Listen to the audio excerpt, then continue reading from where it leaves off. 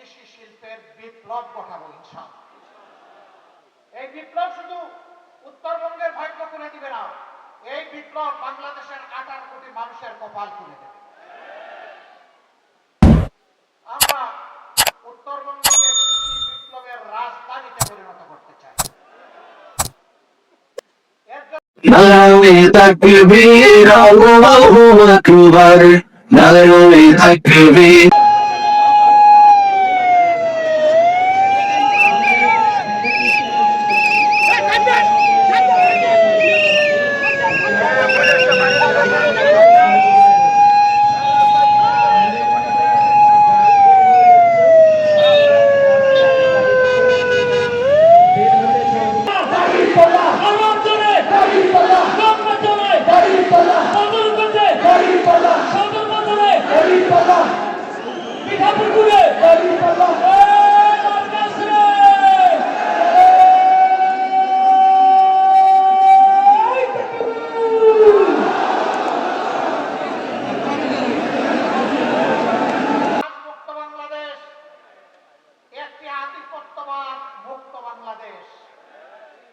আমরা চাই আমাদের যুব সমাজ যে দাবি নিয়ে, মৌলিক দাবি নিয়ে রাস্তায় নেমেছিল আর চিৎকার দিয়ে বলেছিল উই ওয়ান্ট জাস্টিস, আমরা চাই সেই ন্যায় বিচারের বাংলাদেশ। এই বাংলাদেশ যারা গড়ার কথা বলবেন, তাদের নিজেদের চরিত্র দিয়ে প্রমাণ করতে হবে যে তারা এটার উপযুক্ত। কোন অসৎ দুর্নীতিবাজ তারা যদি অনেক সুন্দর সুন্দর কথা এবং গল্প শোনায়, এদেরকে কখনো বিশ্বাস করবেন না। যারা নির্বাচনে রঙিন স্বপ্ন দেখিয়ে মজার মজার কথা বলে আপনাদেরকে একেবারে দেখবেন যে চৌথাই আসমানে পাঠায় দিচ্ছে, এরা দুঃখবাদ। চিনে রাখবেন, এদেরকে ইয়েস বলবেন না, এদেরকে কি বলবেন? এদেরকে বলবেন তোমাদের জন্য লাল কার্ড। কি কার্ড? সংগ্রামী বন্ধুগণ, দেশ আমাদের সকলের। এই দেশটিতে আমরা 4টি ধর্মের মানুষ বসবাস করি, মুসলমান, হিন্দু, বৌদ্ধ, খ্রিস্টান। দেশটা একটা ফুলের বাগানের মতো।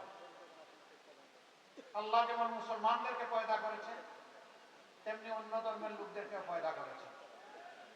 আমরা কেউ আল্লাহর কাছে আবেদন করে এই দেশে পয়দা হইনি, আল্লাহ তার ইচ্ছা মতো পয়দা করেছে। আল্লাহ সকলের রিজেক দাতা, সকলকে সম্মান দেন। আপনার আমার কোনো অধিকার নেই ধর্মের ভিত্তিতে কাউকে আঘাত দেওয়া, কারো ক্ষতি করা, কোনো অধিকার আমাদের নেই। বরঞ্চ আমাদেরকে মিলেমিশে একটা উন্নত মানবিক সমাজ এখানে গড়তে হবে। ধর্ম ছাপিয়ে দেওয়ার বিষয় নয়, ধর্মীয় মানুষের অন্তরের আবেগ দিয়ে গ্রহণ করার বিষয়। অতএব কোরআনের সুস্পষ্ট নির্দেশনা, লা ইকরাহা ফিদ্দীন, দ্বীনের ব্যাপারে কোনো জবরদস্তি চলবে না। আমরা বাংলাদেশকে ন্যায় ইনসাফের বাংলাদেশ করতে চাই। অনেকে বলে এটার মডেল কি হবে? এটা কি ইরান হবে, না আফগানিস্তান হবে, না পাকিস্তান হবে? আমরা বলি না, এটা বাংলাদেশ হবে।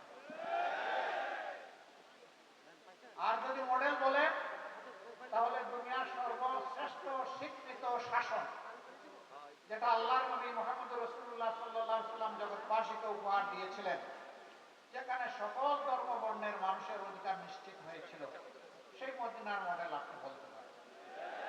এর বাইরে আমাদের কাছে কোনো মডেল নাই ভাই। আমরা বাংলাদেশকে আফগান বানাতে চাই না, ইরান বানাতে চাই না, পাকিস্তান বানাতে চাই না, অন্য কোনো দেশ বানাতে চাই না। প্রিয় গর্বের বাংলাদেশকে গর্বের বাংলাদেশ হিসাবে বানাতে চাই। আমরা মিথ্যা কোনো আশ্বাস নির্বাচন সামনে রেখে দিচ্ছি না, দিব না। যা আমরা পারবো না তা আমরা বলবো না, যা আমাদের কর্তব্য বলে মনে করি শুধু তাই বলবো। আমরা কাউকে ভাই বেকার ভাতা দিব না। বেকার ভাতার মানে হচ্ছে বেকারের কারখানা তৈরি করা। আমরা কোনো বেকারের কারখানা তৈরি করব।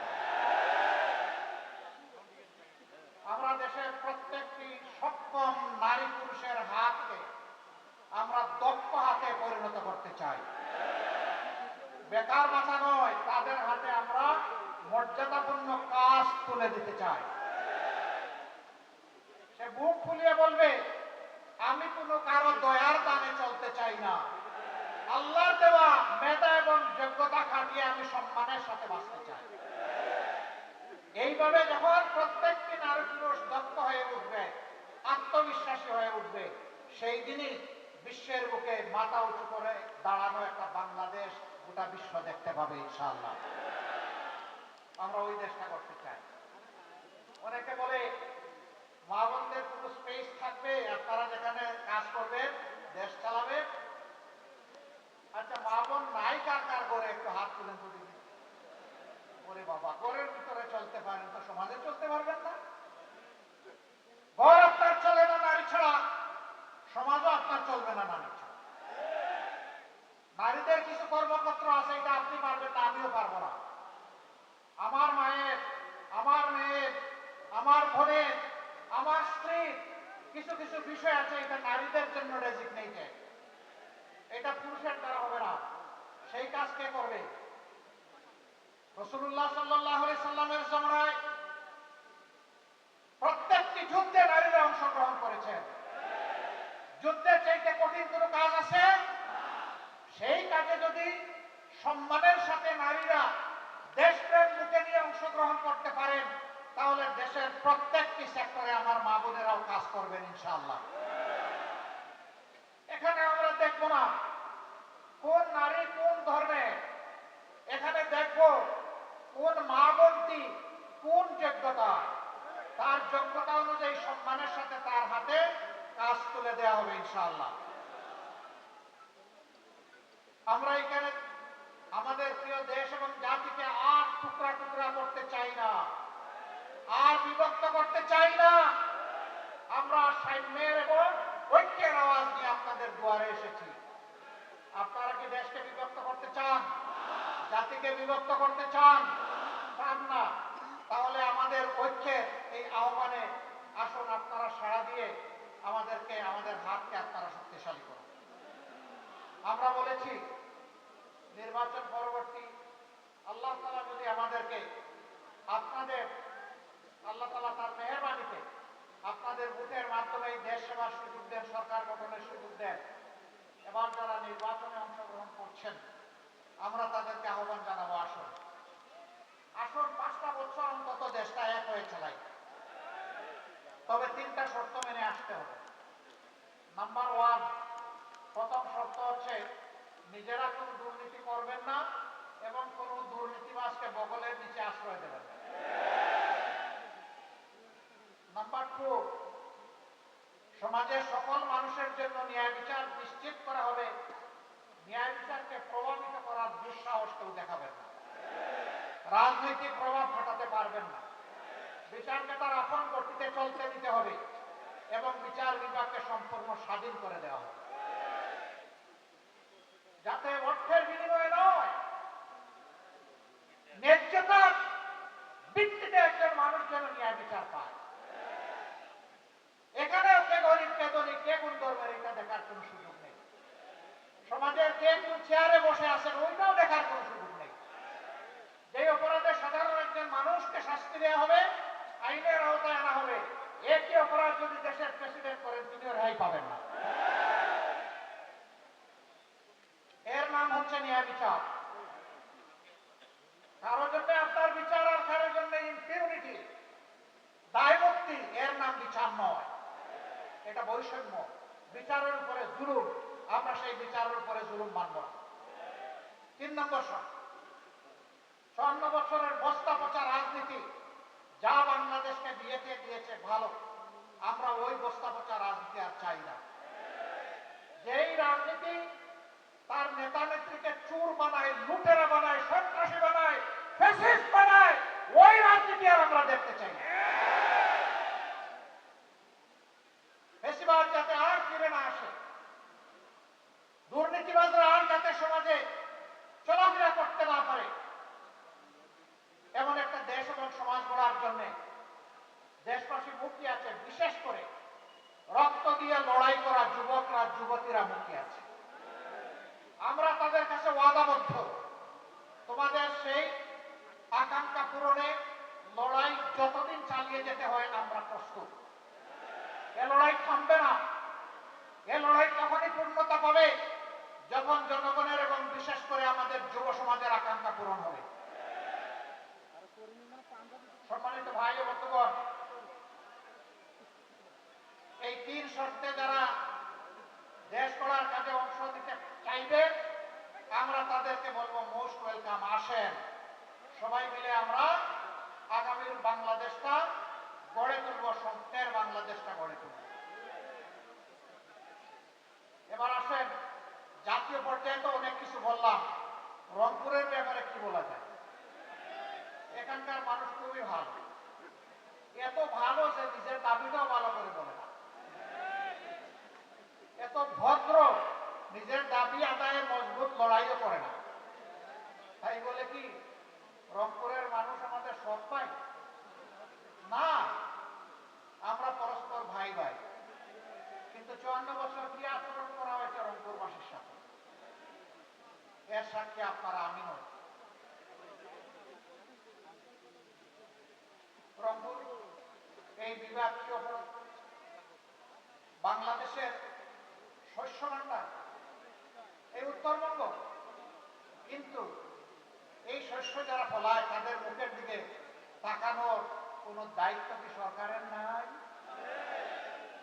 যদি থেকে থাকে তাহলে প্রতি বছর বর্ষা আসার সাথে সাথে এই এলাকার মানুষ আতঙ্কগ্রস্ত হয়ে পড়ে কেন? তিস্তা, ধরলা, ব্রহ্মপুত্র, আরেকটা কি জানি, করতোয়া নাকি না? হ্যাঁ, করতোয়া। এই যে নদীগুলো, এগুলো আল্লাহর দান, বিশাল নিয়ামত, কিন্তু দশকের পর দশক এই নদীগুলোর উপরে অত্যাচার করা হয়েছে, এগুলাকে জীবন দিয়ে রাখা হয়নি। বাজেট বরাদ্দ হয়েছে, নদীর বালু উপরে উঠে নাই, টাকা পকেটে পেটে চলে গেছে। যার কারণে আজকে যখন ঢাকা থেকে আসছিলাম, উপর থেকে দেখলাম এত নদী নয়, এক একটা বিশাল মরুভূমি। এই নদীকে জীবন ফিরাই দিতে হবে। নদী জীবন ফিরে পেলে উত্তরবঙ্গ জীবন ফিরে পাবে ইনশাআল্লাহ। তাই তিস্তা পরিকল্পনা বাস্তবায়নের কোনো বিকল্প নাই। কার ভালো লাগলো আর কার লাগলো না এগুলা দেখার আমাদের সময় নাই। আল্লাহ যদি আমাদেরকে দায়িত্ব দেন, আমরা কথা দিচ্ছি উত্তরবঙ্গের সর্বপ্রথম আমরা ওখানেই কুদাল দিয়ে কূপ দিব ইনশাআল্লাহ। ওটাই আগে বাস্তবায়ন করবো ইনশাআল্লাহ। এই তিস্তাকে জীবন দেওয়ার মাধ্যমে গোটা উত্তরবঙ্গকে আমরা জীবন্ত করে তুলবো ইনশাআল্লাহ। এইখানে তিস্তা মহাপরিকল্পনা যখনই বাস্তবায়ন হবে তখন অনেকগুলো উন্নয়নের দ্বার খুলে যাবে। আমরা ইনশাআল্লাহ জায়গায় জায়গায় এগ্রোবেস ইন্ডাস্ট্রি গড়ে তুলব। আপনাদের পণ্যের ন্যায্য মূল্য নিশ্চিত করা হবে। পণ্য সংরক্ষণের যথাযথ বলে খুব তাড়াহুড়া করে পচে গলে অথবা বিক্রি করে সব শেষ হয়ে যায়। আমরা এই যন্ত্রণা থেকেও উত্তরবঙ্গের আমাদের চাষি কৃষক ভাইদেরকে বের করে আনতে চাই। এখনো মান্দাতার আমলে কৃষি ব্যবস্থা এখানে চলবে কেন? যুগ বহুদূর আগিয়ে গিয়েছে। আমরা আধুনিক প্রযুক্তি নির্ভর কৃষি শিল্পের বিপ্লব ঘটাবো ইনশাআল্লাহ। এই বিপ্লব শুধু উত্তরবঙ্গের ভাগ্য খুলে দিবে না, এই বিপ্লব বাংলাদেশের 58 কোটি মানুষের কপাল খুলে দেবে। আমরা উত্তরবঙ্গকে কৃষি বিপ্লবের রাজধানীতে পরিণত করতে চাই। এর জন্য কৃষি প্রযুক্তি ভিত্তিক বিশ্ববিদ্যালয় করতে হয়, তাই করা হবে ইনশাআল্লাহ। ইন্ডাস্ট্রি স্থাপন করতে হয়, সেইটা করা হবে। সরকারি, বেসরকারি এবং যৌথ উদ্যোগ সব কিছু। যদি আমরা সেই উদ্যোগ নিতে পারি, বিদেশিরা ওইখানে বিনিয়োগ করতে আসবে। এরকম যখন ইন্ডাস্ট্রিয়াল বেস হয়ে যাবে, আর উত্তরবঙ্গের মানুষকে ছোট্ট একটি চাকরির জন্য পেরেশান হয়ে ঢাকার দিকে ছুটতে হবে না। উত্তরবঙ্গই ঢাকার ফ্যাসিলিটি ঘরে ঘরে এনে দেবে। আমরা চাই না উত্তরবঙ্গ আর বঞ্চিত থাকুক। বলবেন যে এরকম তো যুগে যুগে অনেকেই বলেছে,